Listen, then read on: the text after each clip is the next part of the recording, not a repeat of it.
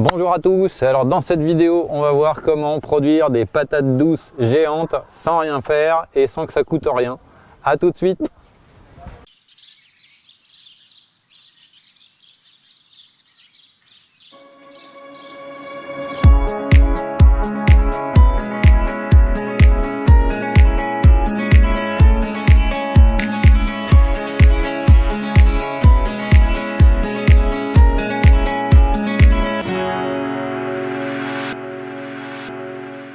Alors donc on va voir comment produire des patates douces de cette taille là sans rien faire du tout, sans désherbage, sans entretien, sans arrosage, sans bon, arrosage ça va dépendre de quelle région vous êtes,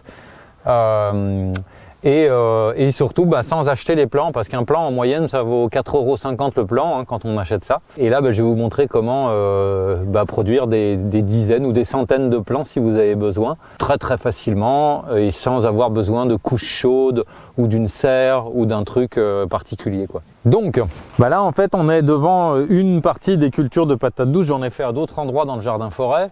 Là elle est en association avec la poire de terre, qui est un autre légume tubercule super intéressant et super productif, qui se garde bien, où il n'y a pas grand chose à faire. Et donc on peut planter des plants de patates douces entre les plants de poire de terre, et comme ça ils rampent. Et ensuite on va en planter aussi autour, donc on dédie un espace. Et là tout est planté sur bâche, sur une bâche de tissage maraîchère en fait, et ça me permet d'avoir aucun désherbage. Très facilement. Alors ça va être important de planter les plants de patates douces, de repiquer vos boutures que vous aurez fait en hiver, de les repiquer après les seins de glace à la mi-mai. Et donc avec la méthode que je vous montre là, le gros avantage c'est que vous plantez des plants qui sont déjà quasiment grands comme ça, alors que vous verrez que en fait on plante des tout petits plants en fait. Et en plus de ça il vous faut une serre, il vous faut des couches chaudes. Alors que là, avec cette méthode, c'est quand même vachement plus simple, ça va vite et c'est très simple, ça, à la portée de tout le monde. Donc un plant de patates douces, en fait, il peut couvrir à lui tout seul 2 ou 3 mètres carrés. Donc en fait, normalement, on est censé leur faire des espacements conséquents. Maintenant, c'est une plante qui se comporte un peu comme une liane, elle peut grimper sur des supports, donc en fait, on peut la cultiver en 2 dimensions. Donc là par exemple ma patate douce elle est en association avec la poire de terre qu'on voit là, avec le cyclanthère géant qu'on voit là, et là on la voit grimper ici, enfin elle n'a pas grimpé toute seule, c'est moi quand elle a eu à peu près la bonne taille, je l'ai fait conduire dans l'arbre, donc là on la voit ici, hop, elle continue ici et elle arrive jusqu'en haut là. Et donc ça fait que on peut cultiver au mètre carré, on peut en rajouter plus au mètre carré. Et elles auront chacune l'espace de photosynthèse en fait pour pouvoir vous faire des grosses patates. Alors c'est une plante qui normalement se marcotte. Donc là on voit aux endroits où il y a de la terre, en fait elles vont faire des petites racines. Et si elles s'enracinent en fait, elles peuvent être un petit peu plus productives. Moi, de ce que j'ai observé, en fait, sans qu'elles s'enracinent, là sur la bâche, sans qu'elles s'enracinent, j'arrive à avoir des patates comme ça. Donc, c'est pas un modèle indispensable. Et c'est pour ça aussi qu'on peut les faire grimper sur des tuteurs, sur des structures. L'important, c'est qu'il y ait une grande production de photosynthèse. C'est ça qui est important, en fait, que chaque tige, vous voyez, chaque tige, là, celle-là, elle part de là-bas, là. On voit que ça bouge jusqu'à là-bas. La tige là elle doit faire 3, 4, 5 mètres. C'est ça qui est important en fait. C'est qu'elle ait fait une grande tige et qu'elle ait plein de jus, de sève en fait, qui va retourner à la plante quand ça va mûrir en fait. Alors ça c'est une étape clé si vous voulez des patates douces comme ça géantes. L'étape clé c'est de ne pas les récolter avant au minimum la fin octobre.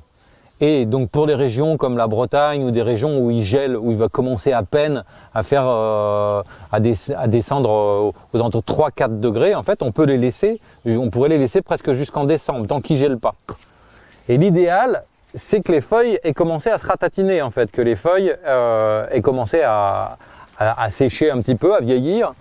C'est vraiment le bon moment pour pouvoir récolter. Avant, on va dire, c'est trop tôt, ou alors vous aurez des patates plus petites quoi.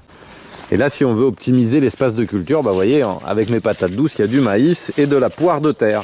Donc là, en fait, avec une association comme celle-là, je peux avoir jusqu'à à peu près 20 kg de tubercules au mètre carré. Et donc, comment produire tes plants tout simplement et faire des économies de, enfin je sais pas, tu veux 100 plants de patates douces, on imagine tu as un grand jardin et puis tu as une grosse famille à nourrir, si tu les achetais à 3,50, entre 3,50 et 4,50, bah tu en as pour 350 balles au minimum de plants.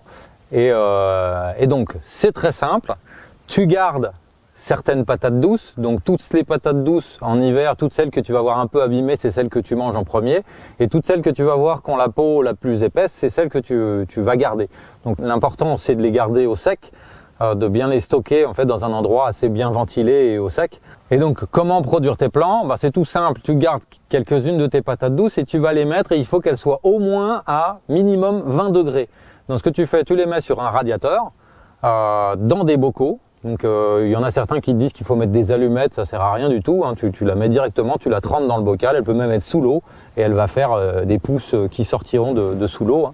Donc il n'y a aucun problème à ce qu'elle soit complètement immergée. Il n'y a pas besoin qu'il y ait un bout comme les noyaux d'avocat là, qui fait que quand tu vas repiquer ton plant au printemps, il sera déjà énorme, il sera déjà immense en fait. Et tu vas pas planter juste une petite plantule comme ça à la mi-mètre, tu vas planter une plante qui fait déjà 40-50 cm.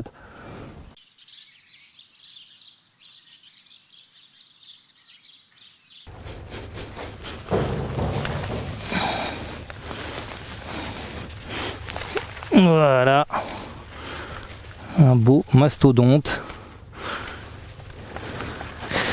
Et là vous voyez les tiges, si je récoltais un peu plus tard, on est le 15 novembre, si je récoltais plus tard, elle aurait pu encore, bon pas doubler mais prendre quasiment un tiers, si elle avait pu aspirer tout le jus de toutes les tiges là, si tout le jus de toutes les tiges était redescendu à la racine, elle serait beaucoup plus grosse. Oh non, j'ai cru qu'elle était grosse, mais pas tant que ça.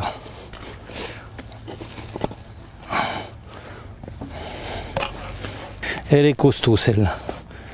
Regardez ça. Yes.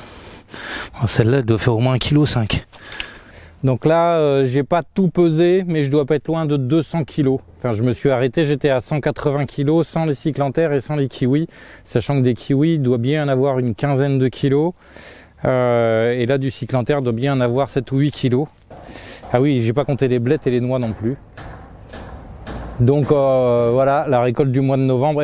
Et j'ai pas récolté toutes les patates douces. Il faut que j'en récolte au moins à peu près la même cagette de plus. Et j'ai pas encore récolté les poires de terre non plus, mais enfin ça reste mieux dans l'hiver, donc du coup je les cueillerai plutôt au mois de décembre, les poires de terre. Donc voilà, des patates douces énormes, hein, des patates douces géantes.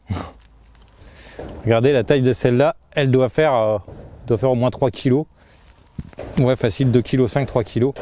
Donc là ce mois-ci, des blettes, des épinards, du cyclanthère, des kiwis, des patates douces, des chayotes, des noix, des céleri raves, du poireau et les carottes. Je les ai ramassées la semaine dernière, j'en ai pas mais bon, j'ai eu les carottes ce mois-ci aussi.